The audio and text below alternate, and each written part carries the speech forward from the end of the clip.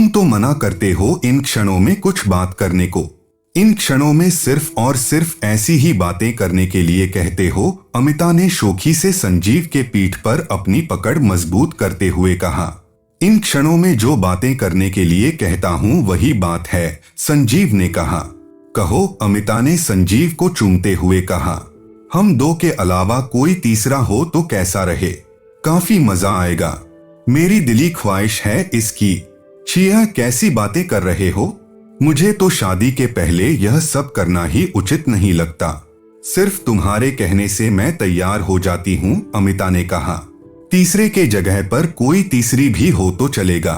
तुम्हारी कोई फ्रेंड हो तो उससे बातें कर सकती हो, संजीव ने कहा। अमिता संजीव की बातों से विस्मित हो गई। उसे इस तरह की बात की जरा भी आशा नहीं थी। वह संजीव के साथ लगभग 2 वर्षों से रिलेशनशिप में रह रही थी। वह संजीव से प्यार करती थी और संजीव भी उससे बेइंतहा प्यार करता था। दोनों शादी करने का विचार रखते थे। शादी के बारे में उन दोनों ने प्लानिंग भी कर रखी थी। शायद अति उत्साह में आकर संजीव ने ऐसी बात कह दी थी।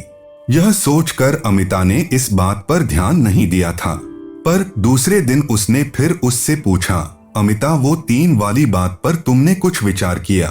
कहो तो मैं अपने मित्र जीवन से बात करूं। नहीं संजीव, मुझे यह बिल्कुल भी पसंद नहीं है। यह मेरे मूल्यों के खिलाफ है, अमिता ने कहा। कम ऑन अमिता, क्या तुम भी दकियानूसी बातें कर रही हो? हम आधुनिक समाज में रह रहे हैं, इसका आनंद उठाने में क्या हर्ज है? तुम चाहो तो सपना से बात कर लो, वह तुम्हारे साथ काफी घुली मिली भी है। मुझे थ्रीसम का कॉन्सेप्ट बहुत भाता है।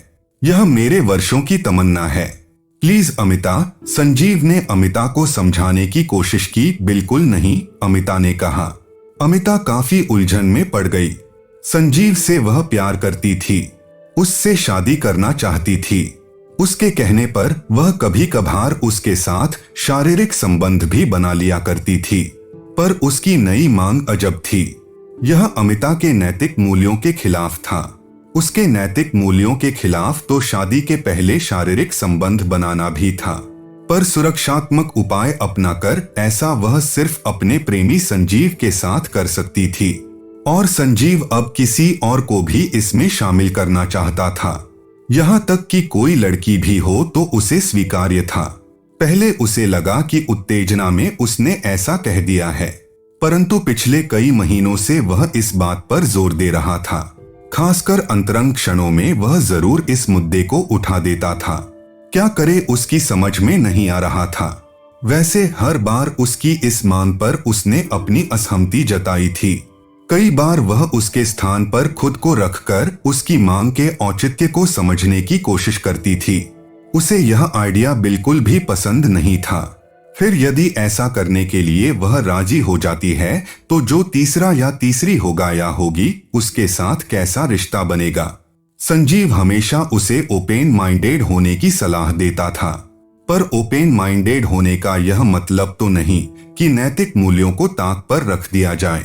जो लोग ऐसे कृत्य में खुद को सहज पाते हैं वे भले ही ऐसा करें, पर वह इसके लिए सहज नहीं हो पा रही थी। एक दिन वह बैठी अखबार के पन्ने पलट रही थी कि एक स्तंभ पर उसकी निगाह गई। इसमें पाठक अपनी प्रेम से संबंधित समस्याओं की सलाह विशेषज्ञ से लेते थे। एक बड़ी ही विचित्र समस्या इसमें उसने पढ़ी।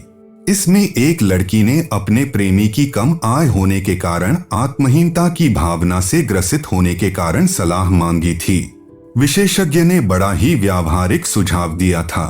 उसे उसका सुझाव बहुत ही अच्छा लगा था।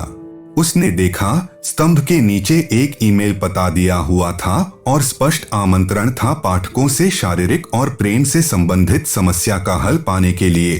उसने ईमेल पता नोट किया और अपनी समस्या को विस्तार से लिखकर ईमेल कर दिया। अखबार ऑनलाइन उपलब्ध था। दूसरे दिन से ही प्रतिदिन वह अखबार को ऑनलाइन खोलती और उस कॉलम को पढ़ने लगी। इस क्रम में अन्य कई लोगों की समस्याओं से वह रूबरू हुई। उसे आश्चर्य हुआ कि लोगों के पास अलग अलग तरह की समस्याएं हैं, कुछ तो बिल्कुल ही विचित्र। 1 सप्ताह के बाद उसने अपनी समस्या का समाधान अखबार में छपा पाया। समाधान कुछ इस प्रकार था, आपका बॉयफ्रेंड आपसे बहुत कुछ चाह सकता है, लेकिन आपको देखना है कि आप किस बात में सहज हैं। सही रिलेशनशिप वही है जिसमें दोनों पक्ष एक दूसरे का सम्मान करें। आपके बॉयफ्रेंड को उस सीमा को मानना चाहिए जो आपने अपने लिए और उसके साथ अपने भविष्य के लिए तय कर रखा है। आप स्पष्ट रूप से उससे बात करें। उसे स्पष्ट रूप से बताएं कि आप उसकी बात को क्यों नहीं मान सकती।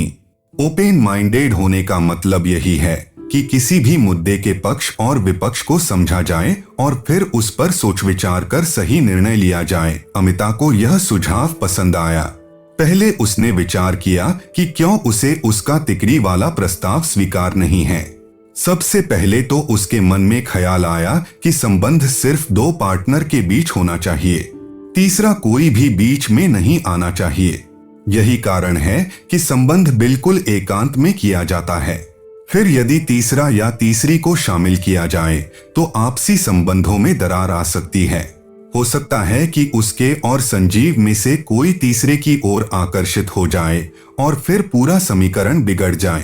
पर ज्यादा महत्वपूर्ण उसे नैतिक आधार ही लगा। अगली बार जब संजीव ने इस बारे में चर्चा की तो उसने स्पष्ट रूप से उसे अपना विचार बता दिया। साथ ही यह भी बता दिया कि यदि उसे यह आइडिया आजमाना है तो वह उसका साथ नहीं दे सकती। उसे डर था कि शायद संजीव नाराज होकर उसका साथ छोड़ देगा, परंतु संजीव समझदार निकला।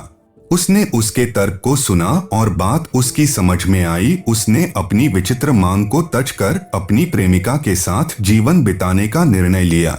तो दोस्तों आज के लिए इतना ही। मिलते हैं अगले वीडियो में। Thank you guys.